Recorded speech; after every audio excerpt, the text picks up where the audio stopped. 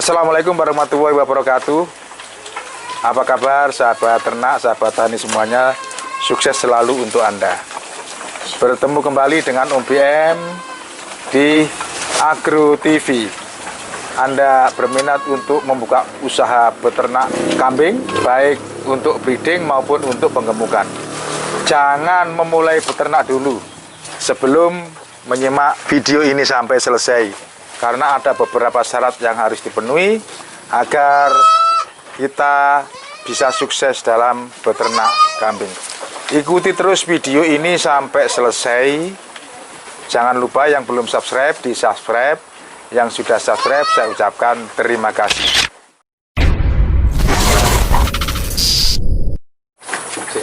Sudah bersama saya Pak Tohari di wilayah Kecamatan Purwodadi. Desanya mana, Pak?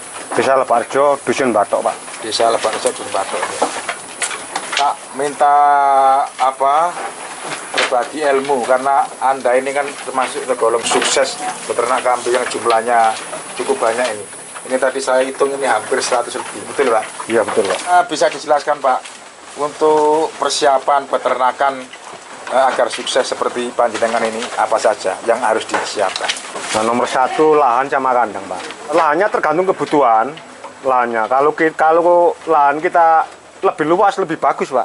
Pemilihan lahan itu tepatnya yang ideal itu di mana? Di dekat sawah, di dekat jalan raya atau di mana? Di kebun? Yang bagus itu di kebun Pak, yang banyak tumbuh-tumbuhan penghijauan.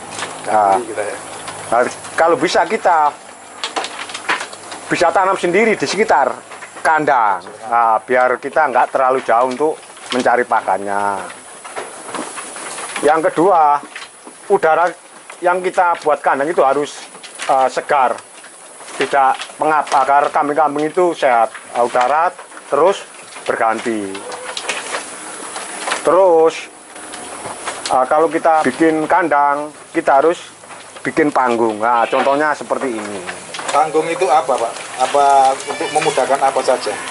Kalau panggung nomor satu kegunaannya kambing kita sehat, kan tidak terhindar dari penyakit cacingan dan jamur. Terus yang kedua hanya mengeluarkan kotorannya itu mudah. Lah terus yang ketiga udara itu bisa masuk dari bawah Pak. Itu yang membuat kambing kita selalu sehat. Terus bahan-bahannya Pak? Apa harus mahal? Nggak perlu kan? Yang penting kokoh. Nggak perlu Pak. Kalau saya pribadi ini kebanyakan dari bambu Pak ini Pak, dari bambu. Tapi tergantung dari kebutuhan kita yang kita sukai. Atapnya yang penting kuat, tidak bocor, tidak lembab. Itu. Nah, tempat makan harus selebar mungkin dan ditaruh di luar kandang agar tidak bisa masuk ke dalam kandangnya.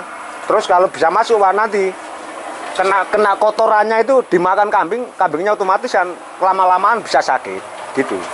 Kedua, kalau tercecer itu pemborosan. Kalau dikasih tempat otomatis seperti ini dimakan kambing itu sampai habis, nggak sampai tercecer-cecer Pak.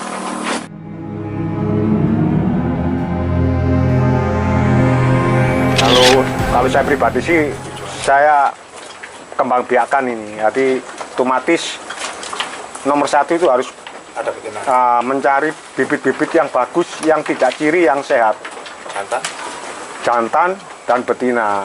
Kalau betinanya, kalau bisa kita cari yang muda dulu Pak. Umurnya sekitar, kalau yang betina itu 9 bulan itu ke atas itu bagus. Kalau jantannya itu 1 tahun ke atas itu sudah bisa kita pakai. Kalau saya pribadi sih 10 ekor betina, 2 ekor jantan Pak. Itu sudah cukup. Setelah kawin itu kita tunggu 6 bulan Pak. Itu sudah pasti dia beranak. 6 bulan. Terus 3 bulan itu betinanya otomatis birahi lagi. Kita kawinkan lagi. Makanya kita harus cari yang bibit yang muda supaya jangka panjangnya itu masih panjang Pak. 1,5 tahun itu 2 kali Pak. 1,5 tahun itu kalau lahir dua-dua Pak?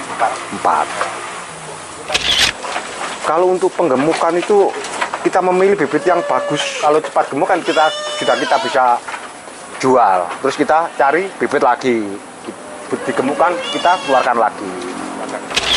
Yang ketiga adalah pakan. Kalau kita punya lahan sendiri luas, dekat kandang, otomatis kita bisa tanam sendiri, dan itu akan memudahkan kita untuk mencari makan. Kita tidak terlalu payah-payah kita mencari pakan keliling. Kalau kita menggunakan pakan beli, modalnya itu ya cukup besar sekali. Keuntungan kita juga sedikit. Tapi kalau kita punya lahan, kita punya bibit-bibit yang bisa kita tanam di sekitar kandang, otomatis kita tenaga kita nggak juga terlalu terkuras. Yang keempat, untuk mencegah penyakit, tiap 3 bulan sekali itu pasti punyaan saya ini saya suntik vaksin. Kecuali yang hamil. Jadi kalau yang hamil jangan disuntik. Nanti anaknya otomatis ciri cacat. Kalau yang pejantan itu terserah. Kalau saya vaksin untuk mencegah penyakit cacing, penyakit kutu, itu saya gunakan Wormectin. Jadi tiap 3 bulan itu pasti saya suntik itu. Supaya nomor 1 sih kambing makannya lahap dan sehat-sehat. Dan untuk rekan-rekan yang pemula ini harus tahu kalau kita berternak kambing, kalau kita pakan mencari sendiri bukan pakan beli, hati-hati, karena daun-daunan itu ada yang disukai kambing, ada yang tidak. Dan tumbuh-tumbuhan itu juga ada yang mengandung racun. Kalau kita tidak tahu yang mengandung racun itu kita ambil, ya kasihan kambingnya, nanti keracunan mati, dan kita yang rugi sendiri. Kita sudah capek-capek pelihara kambing, inginnya kita sukses terus mati. Kita harus bisa membedakan mana yang disukai kambing dan mana yang tidak, dan mana yang beracun dan tidak. Itu. Dan yang terakhir untuk rekan-rekan pemula, kalau kita beternak, otomatis kita harus menyayangi dan memperhatikan peliharaan kita, kambing kita.